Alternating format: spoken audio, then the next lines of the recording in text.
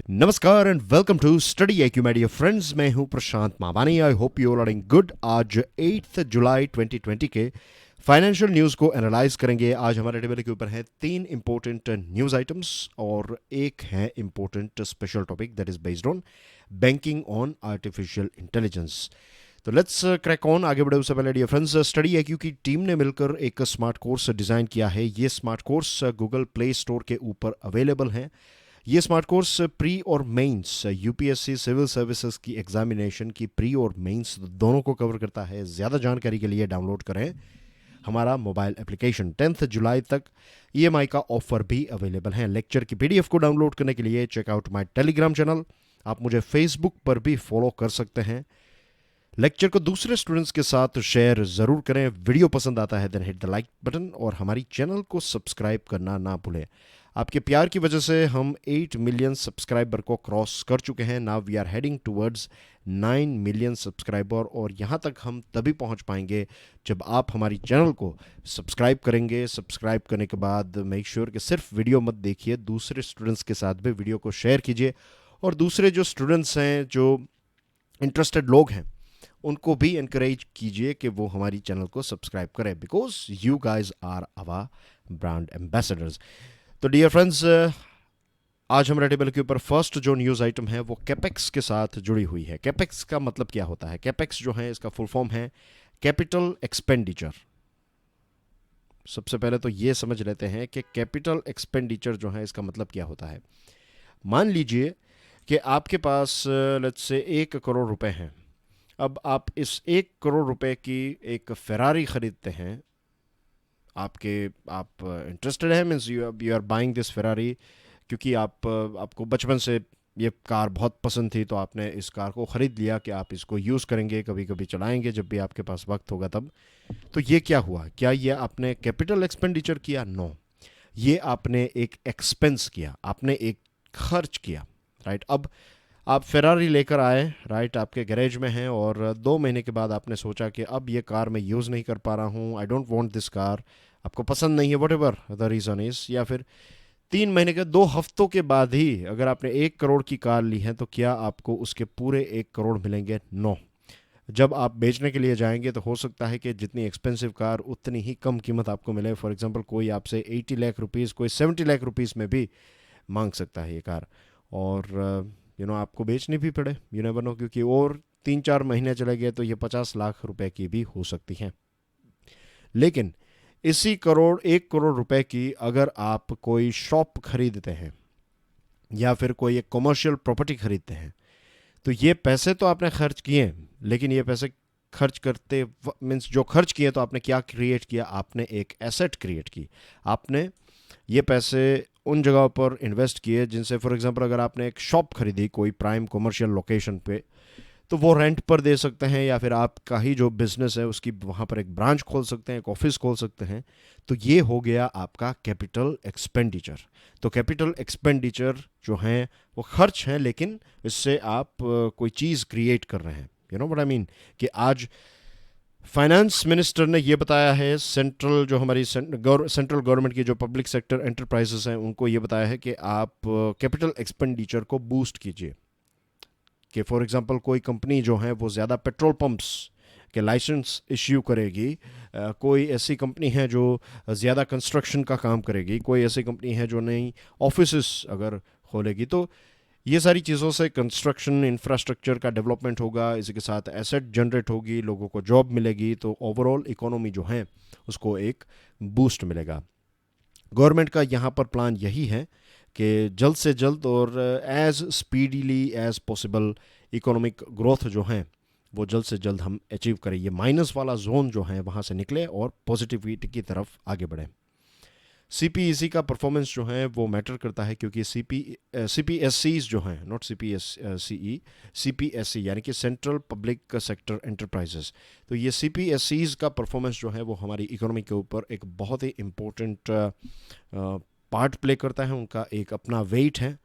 और निर्मला सीतारमन जी ने ये बताया है कि आपने जो पूरे साल के लिए जो भी पैसे रखे हैं कैपिटल एक्सपेंडिचर के लिए, फॉर एग्जांपल इस साल का टारगेट है 1.66 लाख करोड़ रुपीस।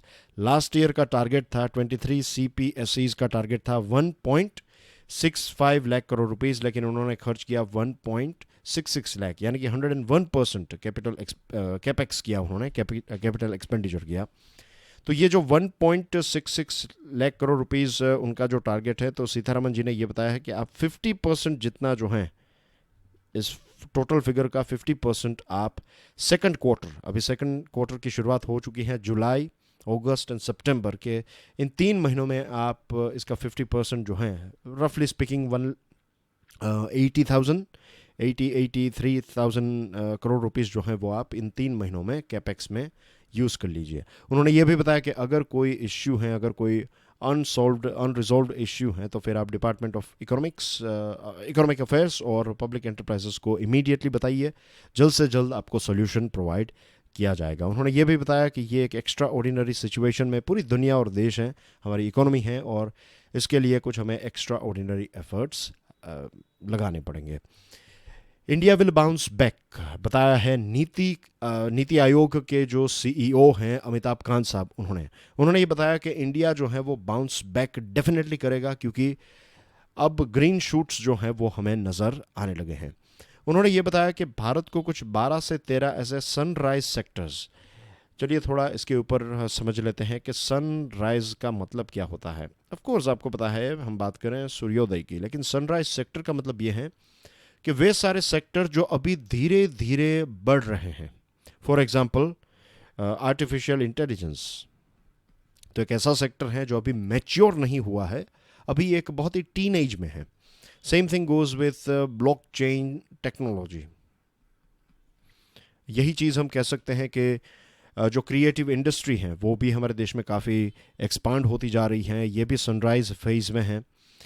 फिर क्लिनिकल ट्रायल्स को लेकर, means let's say pharmaceutical products, and I am talking about high value pharmaceutical products, medical devices, तो ये ऐसे 12-13 अगर हम सनराइज सेक्टर्स को पकड़ लें और इन सेक्टर्स के ऊपर अगर हम फोकस करें, तो इकोनॉमिक डेवलपमेंट और ग्लोबली भी हम एक बहुत बड़ी ब्रांड बन सकते हैं। तो ये एक बहुत ही इंटरेस्टिंग पॉइंट उन्होंने बताया है कि ये एक ऐसा वक्त है कि देखिए पूरी दुनिया को डायरेक्टली इनडायरेक्टली इस कोविड-19 की इम्पैक्ट तो हुई है। तो अब हमारे पास 2 ऑप्शन है, या तो हम बैठकर रोएं कि हमारे साथ ये हुआ, इकोनॉमी जो है वो काफ़ी ख़राब है, या फिर ये जो क्राइसिस वाली सिचुएशन है उसको हम अपॉर्चुनिटी में कन्वर्ट करें। तो आई थिंक हमें यही करना चाहिए कि 12-13 सनराइज सेक्टर्स को आइडेंटिफाई करके उसके ऊपर काम करने की शुरुआत कर देनी चाहिए। आत्मनिर्भर भारत का एक्सप्लेनेशन यहाँ पर उन्होंने दिया है। उन्होंने बताया कि आत्मनिर्भर भारत जो है वो प्रोटेक्शनिज्म नहीं है, ऐसा नहीं है कि हम दूसरे देशों से चीज़ें खरीदेंगे ही नहीं। आत्मनिर्भर भारत का मतलब ये है, और ये फाइनेंस मिनिस्टर ने भी समझाया था, अब फिर से हम इसको समझ रहे हैं और ये बहुत ही इंपॉर्टेंट है।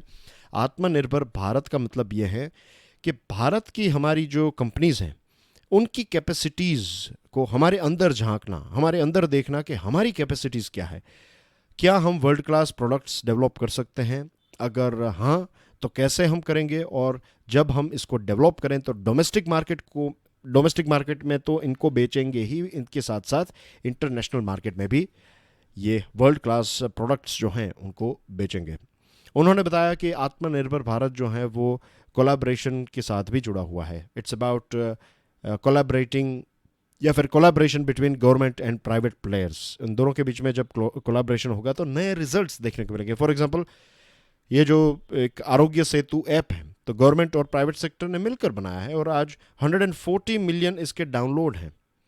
तो this is just one example कि इतना कुछ अचीव किया जा सकता है। आज तक भारत ने क्या किया था, सनसेट सेक्टर्स में, वे सारे सेक्टर जो ऑलरेडी मैच्योर हैं, इनफैक्ट मैच्योरिटी के साथ साथ अब वो धीरे धीरे डिक्लाइन के फेज़ में, लेट्स से कि अगर ये एक पूरी साइकिल है किसी प्रोडक्ट की या फिर किसी सेक्टर की, राइट, तो ये वाला पोर्शन जो है, ये पोर्शन आप कह सकते हैं सनराइज वाला पोर्शन है, ये वाला पोर्शन जो है ये मैच्योरिटी वाला पोर्शन है और ये सनसेट का पोर्शन है। तो ज़्यादातर हमने इन सारी कंपनीज़ में फोकस किया था, राइट। मोबाइल फ़ोन की मार्केट मैच्योर हो गई, उसके बाद इंडियन स्मार्टफोन्स और ये सारी चीज़ें आई। मीडिया और एंटरटेनमेंट इंडस्ट्री आप देखिए हमारे देश में जो नेटफ्लिक्स और ये प्राइम मूवीज़ एंड जो हैं ऐप्स, तो उसमें कितना अच्छा गुड क्वालिटी कंटेंट हमें मिल रहा है। तो मीडिया और एंटरटेनमेंट इंडस्ट्री जो है ये 2021 तक $30 बिलियन की हो जाएगी। तो this is, you can say, ये एक सनराइज सेक्टर हैं। तो ऐसी बहुत सारी चीज़ें, ऐसी बहुत सारे ऐसे सेक्टर हैं जहाँ पर हम फोकस कर सकते हैं। 5G ट्रायल्स के बारे में बात करें तो इंटेलिजेंस ब्यूरो ने 2 इम्पोर्टेंट पॉइंट उठाए हैं। एक तो है रिमोट एक्सेस और दूसरा है डेटा स्टोरेज, कि ये ZTE और यूएई दोनों ही चाइना की कंपनीज हैं, और दोनों कंपनीज जो हैं वो डेंजरस इसलिए हैं क्योंकि वहाँ की सरकार के साथ, वहाँ की मिलिट्री के साथ उनका एक क्लोज कनेक्शन है।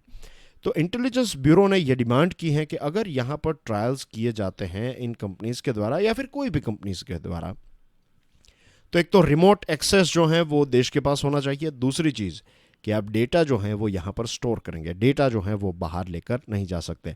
एक्सपर्ट्स का कहना यह है कि कोई भी वेंडर ट्रायल पर्पस के लिए पूरा अपना रिमोट लोकेशन यहाँ पर शिफ्ट करना और डेटा स्टोरेज की फैसिलिटीज़ यहाँ क्रिएट करना जो है वो नहीं कर पाएगा।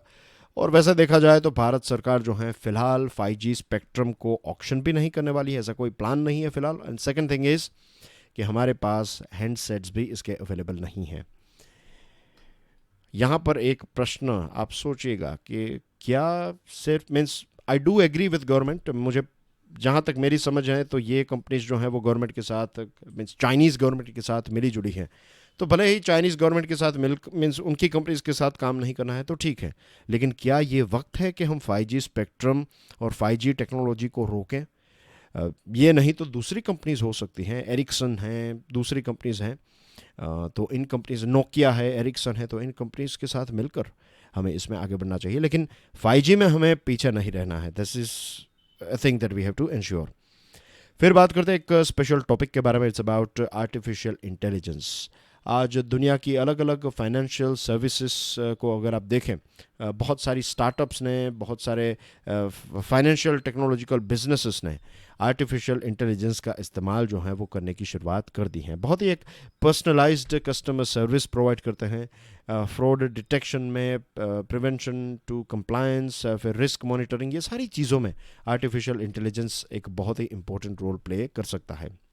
आर्टिफिशियल इंटेलिजेंस जो है इसकी वजह से प्रिडिक्टेबिलिटी भी, मीन्स मैं एक दो पॉइंट्स हैं जो आपके साथ शेयर करूंगा एज वी मूव ऑन। आप प्रेडिक्ट कर सकते हैं कि रिस्क जो है वो किस प्रकार का हो सकता है, कि पूरा ग्राफ जो है वो किस डायरेक्शन में आगे जाएगा, और आप कस्टमर को एक फास्टर, पर्सनल, मीनिंगफुल सर्विस जो है वो प्रोवाइड कर सकते हैं। प्रॉब्लम यह है कि आज इस क्षेत्र में हमारी बैंक्स जो हैं वो काफ़ी पीछे है। दुनिया की दूसरी जो बैंक्स हैं वो आर्टिफिशियल इंटेलिजेंस का इस्तेमाल करने लगी हैं। हमारे देश में हम कर रहे हैं, लेकिन थोड़ी बहुत चीज़ें कस्टमर एक्सपीरियंस को इम्प्रूव करने के लिए इसका इस्तेमाल हो रहा है। आर्टिफिशियल इंटेलिजेंस सिर्फ आपको ऑटोमेटिक एसएमएसेस और ये सारी चीज़ें पहुंचाने के लिए नहीं है, ये सिक्योरिटी के पॉइंट ऑफ व्यू से अगर देखें तो एक बहुत ही इम्पोर्टेंट रोल प्ले कर सकता है। और हमारे देश में जनरली ये आर्टिफिशियल इंटेलिजेंस बैंकिंग क्षेत्र में इतना ज़्यादा पेनिट्रेट नहीं हुआ है। उसके पीछे रीज़न ये है कि एक तो जो एक पुरानी सिस्टम है जिसको कहते हैं आप लेगेसी सिस्टम, तो उसको फॉलो करते रहना, फिर डेटा साइंस के साथ जुड़ा हुआ जो टैलेंट है उसकी कमी, और सबसे जो है एक यहाँ पर टैलेंट लिख देता हूँ तो आप याद रख लीजिए कि इतना स्किल्ड मैन पावर नहीं है, और थर्ड इज़ कॉस्ट, कि ये चीज़ जो है उसको हम खर्च के तौर पर देखते हैं रादर देन इसका जो पोटेंशियल फ्यूचर पे देखने को मिलेगा उसको हम कंसिडर नहीं। तो शायद विजन की भी यहाँ पर एक खामी नज़र आती है। We don't have a robust data protection and privacy policy. देखिए हमारे देश में डेटा प्रोटेक्शन और प्राइवेसी की कोई ऐसी रोबस्ट पॉलिसी नहीं है, and this is a reality, ये नहीं है हमारे पास। और आज तक इसीलिए तो ये जो बड़ी खबरें बन रही हैं कि 59 ऐप को बैन कर दिया, ये बैन कर दिया, तो ये सारी चीज़ें इसलिए हो रही है क्योंकि आज तक हमारे यहाँ पर ऐसी कोई ख़ास रोबस्ट डेटा प्रोटेक्शन की पॉलिसी ही नहीं थी, प्राइवेसी पॉलिसी। अगर ये होती तो कब के बहुत सारे ऐप जो हैं वो बंद हो जाते। तो this is the right time कि आरबीआई जो है वो एक स्टैंड ले और आरबीआई रूल्स एंड रेगुलेशंस को फ्रेम करें कि इमर्जिंग टेक्नोलॉजीज़ जो हैं, जो नई नई टेक्नोलॉजीज़ को कैसे बैंकिंग सेक्टर में इंजेक्ट किया जा सकता है, फिर डेटा प्राइवेसी के साथ जुड़े हुए रूल्स एंड रेगुलेशंस बनाएं, और मोस्ट इम्पॉर्टेंट थिंग कि टेक्नोलॉजी से डरना नहीं है, टेक्नोलॉजी में हमें टेक्नोलॉजी को एक्सेप्ट करके, टेक्नोलॉजी को एम्ब्रेस करके हमें बैंक्स का जो बिजनेस इंटरेस्ट है उसके बारे में भी सोचना चाहिए। तो ये सारे रूल्स एंड रेगुलेशंस जो हैं वो आरबीआई को खुद बनाने पड़ेंगे। फ्रॉड डिटेक्शन में बहुत बड़ी मदद कर सकता है। हमारे देश में फ्रॉड डिटेक्शन जो है, मीन्स फ्रॉड जो है ये काफ़ी बढ़ता जा रहा है, और मैं नहीं बता रहा हूँ, I am talking about this RBI 2019 annual report. 73.8% जितना राइज हुआ इस प्रकार के बैंकिंग फ्रॉड्स में। दुखद बात यह है कि हमारे देश में लगभग ऑन एन एवरेज 22 मंथ्स, यानी कि लगभग 2 साल जितना वक्त हो जाता है कहीं पर ये फ्रॉड हुआ, ऑनलाइन फ्रॉड, और वो फ्रॉड होना और उसको डिटेक्ट करने के बीच में जो टाइम है that is 22 months. This is too much. आज के डिजिटल ज़माने में इतना वक्त लगता है। और रियल टाइम पेमेंट्स जो हैं वो हर जगह पर होने लगे हैं, तो जितना रियल टाइम पेमेंट्स हो रहा है उसी के साथ साथ उतने ही रियल टाइम में नए नए फ्रॉड के भी तरीके जो हैं वो सामने आ रहे हैं। तो आर्टिफिशियल इंटेलिजेंस इसमें हमारी बहुत मदद कर सकता है। डिजिटाइजेशन ऑफ प्रोसेसेस, आज भी हमारे देश में क्या पता है कि बहुत सारी ऐसी बैंक्स हैं जो KYC की प्रोसेस जो थरोली आप ऑनलाइन कर सकते हैं, थरोली डिजिटाइज कर सकते हैं। तो आज भी फिजिकल डॉक्यूमेंट्स आपसे मांगे जाते हैं कि फिजिकल कॉपी लेकर आइए, और बहुत सारी जगहों पर ये हो रहा है। आपको कोई सिम कार्ड आपका फॉर वट एवर रीज़न टूट गया, खो गया, तो आपको नया चाहिए, तो वहाँ पर जाएंगे तो आधार नंबर और स्कैन करके नहीं, they will ask you for के एक कलर कॉपी लेकर आइए आधार कार्ड की। अगर आप थोड़ा बहुत पेंट जो है, पेंट जो जो पेंट का सॉफ्टवेयर आता है, तो उसका इस्तेमाल करके कोई भी नंबर चेंज कर देगा और वो हो सकता है। तो मीन्स दिस इज़ रबिश, ये वेस्ट ऑफ टाइम है। डिजिटल अगर आप यूज़ कर रहे हैं, डिजिटल प्लेटफॉर्म है हमारे पास, then why don't use it. और इससे स्पेंडिंग पैटर्न, आर्टिफिशियल इंटेलिजेंस आप ऐड कर दीजिए तो लोगों को अपनी स्पेंडिंग पैटर्न पता चलेगी कि कौन सी ऐसी चीज़ें हैं जहाँ पर वो फालतू के खर्च कर रहे हैं। इन्वेस्टमेंट के रिकमेंडेशंस आर्टिफिशियल इंटेलिजेंस दे सकता है। आप एक ब्रैकेट बना लीजिए कि मुझे हमारा प्रिंसिपल जो है उसमें प्रिंसिपल में इतने से इतने 10 से 15% रिटर्न इंटरेस्ट मिले, रिस्क जो है वो इतना होना है। तो ये सारी कस्टमाइजेशन जो है वो आप AI के माध्यम से कर सकते हैं। और बैंक्स के लिए तो ये आशीर्वाद समान है, खास करके छोटी बैंक्स के लिए। आप किसी व्यक्ति को लोन चाहिए, राइट, वो आपको डॉक्यूमेंट्स देंगे या फिर डिजिटली ट्रांसफ़र करेंगे। ये सारे डॉक्यूमेंट्स आप सिस्टम में प्रोसेस कीजिए, आर्टिफिशियल इंटेलिजेंस आपको बता देगा कि कब डिफ़ॉल्ट हो सकता है, ये व्यक्ति डिफ़ॉल्ट करेगा नहीं करेगा, ये सारी चीज़ें, ये बिज़नेस डिफ़ॉल्ट करेगा नहीं करेगा, ये सारी चीज़ें, कॉम्प्लेक्स एनालिसिस, ये सारी चीज़ें आर्टिफिशियल इंटेलिजेंस बहुत सारे कैलकुलेशंस करके आपको बता देगा कि नहीं, इनको लोन दे दीजिए, कोई इश्यू नहीं होगा। रेड जोन, अगर कोई ऐसा व्यक्ति है जो फ्रॉड किया है या फिर फ्रॉड कर सकता है, तो ये सारे रेड फ्लैग्स भी आर्टिफिशियल इंटेलिजेंस जो हैं वो हमें प्रोवाइड कर सकता है। तो इससे डिसीजन मेकिंग जो है वो और ज़्यादा इम्प्रूव हो जाएगा। और कई बार ऐसा भी हो सकता है कि अगर कोई बिज़नेस आपके पास आया है आपकी बैंक में आपसे लोन लेने के लिए, तो आप उनके कुछ उनके डॉक्यूमेंट्स और उनकी सारी जो भी उनका बिजनेस है, तो उसके ऊपर भी आर्टिफिशियल इंटेलिजेंस जो है वो आपको हिंट दे सकता है कि क्या क्या चीज़ें की जा सकती है जिससे बिजनेस जो है वो और ज़्यादा इम्प्रूव हो सके, उनका ज़्यादा प्रॉफिट हो सके। And that's everything in today's discussion. Thank you very much for watching this video. God bless you all. जय हिंद।